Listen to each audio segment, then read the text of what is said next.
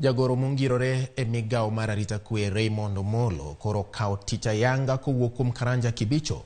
Omollo nyicha ne opodhi ne lemono kendo chamo muma mar apisi ka koro sani osingo mar keto maino e jiwo arita kwe thurka.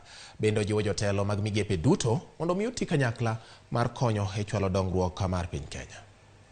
And they always say that government operates in perpetuity. So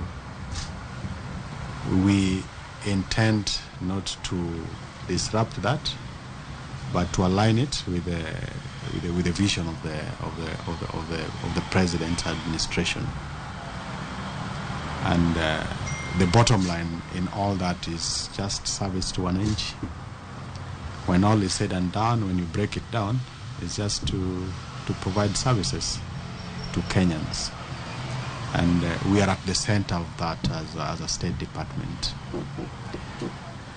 I can only be effective if you support me in discharging my responsibilities.